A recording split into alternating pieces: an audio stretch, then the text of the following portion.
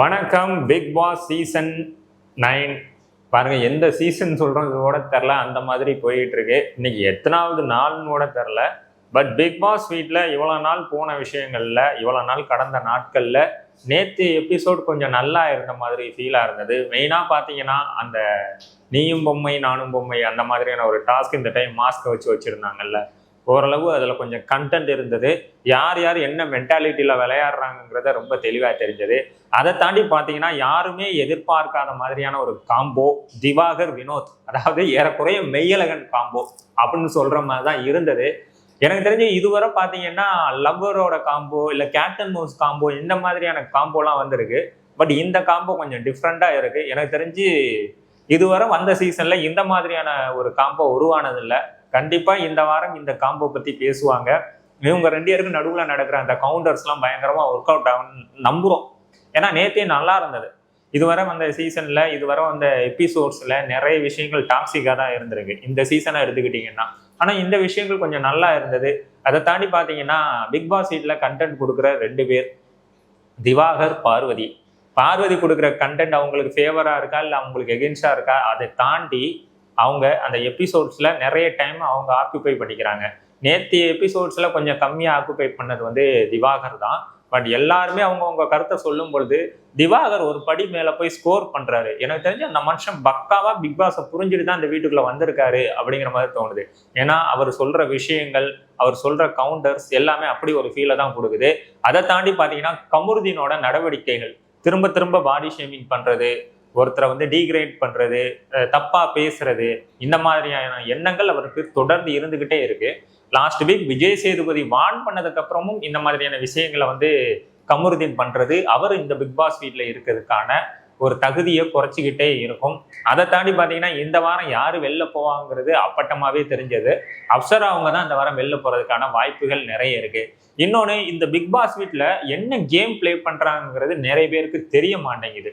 ஏன்னா last week பார்த்தீங்கன்னா அதிக ஓட்டில் வந்து நாமினேட் ஆனது கலையரசன். பட் இந்த வாரம் அவர் நாமினேஷன் லிஸ்ட்லேயே இல்லை. பிக் பாஸ் வீட்டுக்குள்ள இருக்க மாதிரியான ஒரு சூழலையுமே அவர் உருவாக்கலை. திரும்ப திரும்ப பார்த்தீங்கன்னா அவரோட கண்டென்ட் பார்வதி, திவாகர் கூட மட்டும்தான் இருக்கிறதை தாண்டி வேற யார் கூடயும் இல்லை. அப்புறம் பிக் பாஸ் வீட்டுக்குள்ள அந்த பிக் பாஸ் வீடு, லக்ஸரியஸான அந்த வீடு, இந்த ரெண்டு வீடு பிரிச்சு வச்சிருக்காங்கல்ல, அதனால எனக்கு தெரிஞ்சு பெருசா எந்த ஒரு யூசேஜும் இல்லைன்னு நினைக்கிறேன். இந்த கேம்ல ஏதாவது ஒரு நல்ல பிளே பண்ணாங்கன்னா அது ஒரு அடுத்த கட்ட லெவலுக்கு போகும். இல்லைன்னா ஒரே வீடா மாற்றி விட்டு பழைய சீசன்ஸ்ல எல்லாருக்குள்ளேயும் இண்டிவிஜுவலா ஒரு போட்டி நடத்துற மாதிரி நடத்துனாங்கன்னா நல்லா இருக்கும். இல்லைன்னா ஆன் டைம் அப்பப்போ டீமை பிரித்து அந்த டீமுக்குள்ள ஒரு கேம் வச்சாங்கன்னா தான் யார் யார் கூட கம்ஃபர்ட் ஜோன்ல இருக்காங்க, யார் கூட பிரேக் ஆகுங்கிற மாதிரியான விஷயங்கள்லாம் தெரியும். போக போக தான் அதை நம்ம வெயிட் பண்ணி பார்க்கணும். எகைன் திரும்ப அந்த மெய்யழகன் காம்போவுக்கு வருவோம். அந்த மிட் நைட்ல அவர் ஜோசியம் பார்த்த விஷயமா இருக்கட்டும், ரெண்டு பேரும் ஒருத்தர் பார்த்துக்கிட்டு இருக்க விஷயமா இருக்கட்டும், தர்பீஸு பார்த்துக்கோ அப்படின்னு சொல்ற விஷயமா இருக்கட்டும், இதெல்லாம் இந்த சீசனோட ஒரு ட்ரெண்ட் செட்டிங்கான ஒரு வார்த்தையா மாறுறதுக்கான வாய்ப்புகள் இருக்கு. ரொம்ப நாள் வாய் திறக்காம இருந்த கனி நேற்று வாயை திறந்து பேசியிருக்காங்க. அப்புறம் திரும்ப திரும்ப பிக் பாஸ் வீட்டில் ஒரு விஷயத்துக்கு தான் பிரச்சனை வரும். அது என்னன்னு பார்த்தீங்கன்னா அந்த ஃபுட்டு. எனக்கு தெரிஞ்சு இந்த கப்புல சாதம் கொடுக்கறது இதுவரை எந்த சீசன்லையும் எனக்கு நடந்த மாதிரி ஞாபகம் இல்லை. இந்த டைமும் கொடுக்குறாங்க. இன்னொன்று, இந்த லக்ஸூரியஸ் டீமில் உள்ளவங்க எந்திரிச்சாதான் கேஸ் ஆன் ஆகும், இந்த மாதிரியான விஷயங்கள்லாம் பயங்கரமான ஒரு விஷயமா இருக்கு. ஆனால் அதை வச்சு இவங்களால கரெக்டாக கேமை பிளே பண்ண தெரில, அந்த ஒரு ஃபீல் இருக்கு. இன்னொன்று, விஜய் சேதுபதி இந்த வாரம் என்ன கேட்க போறாரு, என்ன பண்ண போறாருன்றது இன்னும் 2 நாட்கள்ல நடக்கிற சம்பவங்கள் மட்டும்தான் அதை தீர்மானிக்கும்.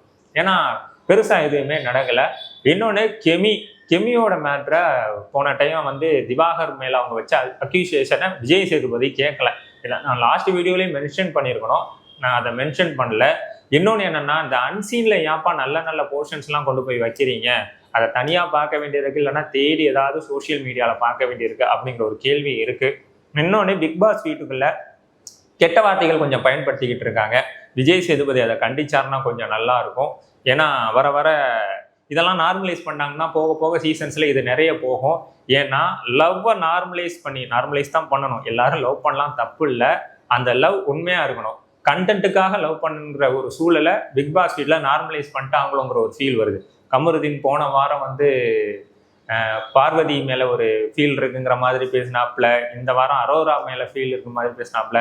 அரோரானால தான் பிக் பாஸ் வீட்டுக்குள்ளேயே வந்தேன், அதாவது அந்த லக்ஸூரியஸ் வீட்ல இருந்து பிக் பாஸ் வீட்டுக்குள்ள வந்தேன்னு சொல்றாப்புல. அவர் என்னன்னா, இண்டிவிஜுவலாக கேம் விளையாண்டு நம்ம எதுவுமே பண்ண முடியாது, நம்மளுக்கு வேற நெகட்டிவான ஒரு விஷயம் உருவாகிட்டு இருக்கு, முடிஞ்ச அளவுக்கு லவ் டாபிக் எழுதிட்டு போவோம், யாருக்கு நான் அந்த ரேப்போல இருக்காங்கன்னு பார்க்கும்போது அரோராவை அவர் ஃபிக்ஸ் பண்ணிட்டாரு. ஏன்னா ஆதிரை அவங்க கூட ஆல்ரெடி நடிச்சிருக்காங்க. அப்படிங்கிற போது ஆதிரைக்கு கமருதீன் பற்றி ஏறக்குறைய நிறைய விஷயங்கள் தெரியறதுக்கான வாய்ப்பு இருக்கனால அரோராவை டார்கெட் பண்ணுறாரு. ஆனால் அரோரா துஷார் சைடு போகிறாங்க. ஏறக்குறைய இது எப்படி இருக்குன்னா, நம்ம ஜெயிலர் படத்தில் ரெடியன் கிங்ஸ்லி சொல்லுவார்ல, இந்த பையனை இந்த பொண்ணு லவ் பண்ணுறாங்க, பட் இந்த அம்மா இந்த பையனை லவ் பண்ணுறாங்க, ஆனால் இந்த பையன் லவ் பண்ணுறது இந்த அம்மாவுக்கு தெரியாது. இந்த மாதிரியான ஒரு ஜோனில் தான் போயிட்டு இருக்கு. எனக்கு தெரிஞ்சு பிக் பாஸ் வீட்டில் நடக்கிற லவ்வெல்லாம் லவ்வாகவே நம்ம கன்சிடர் பண்ண மாட்டோம்னு வச்சுக்கோங்களேன். இன்னுமா இந்த பொறி நமத்து போகலை, ஏன்டா இதே பண்ணிட்டு இருக்கீங்கிற மாதிரியான ஃபீலை தான் அந்த லவ் கான்செப்ட் கொடுக்குது. இன்னொன்று, ஒரு சில பேர் வந்து நம்ம நெகட்டிவாக தான் எப்படியா இருந்தாலும் ப்ரொஜெக்ட் ஆக போகிறோம், நெகட்டிவாக ப்ரொஜெக்ட் ஆனாலும் பரவாயில்ல, நம்ம அப்படியாவது இந்த சீசன் ஃபுல்லாக நம்ம இருக்கணுங்கிற மைண்ட் செட்டில் பார்வதி எல்லாம் இருக்காங்க. போக போக தான் தெரியும். அப்சரா எந்த வாரமும் கேமை பெருசாக விளையாடலை. அப்புறம் வந்து பார்த்தீங்கன்னா சபரி இப்போ தான் கொஞ்சம் கொஞ்சமாக ஓப்பன் அப் ஆகி ஒரு கேமுக்குள்ளே வராரு. போக போக தெரியும். பட் என்னன்னா, பிக் பாஸ் வீட்டில் ஒரு மிஸ்டேக் பண்ணுறாங்க. ஒட்டுமொத்த பேரும் சேர்ந்து சபரியை ப்ரொடெக்ட் பண்ணுற மாதிரியான ஒரு ஃபீல் இருக்குது. சபரி நல்லவன், நல்ல பையன் அப்படிங்கிற மாதிரியான ஒரு ப்ரொடக்ஷனுக்குள்ள ஒரு அந்த பிக் பாஸ் வீட்டில் உள்ளவங்க இன்க்ளூடிங் கனிலேருந்து எல்லாருமே அந்த ஃபீல் கொடுக்குறாங்க. அவரை பாதுகாக்கணுங்கிற ஒரு ஃபீலை கொடுத்துக்கிட்டு இருக்காங்க.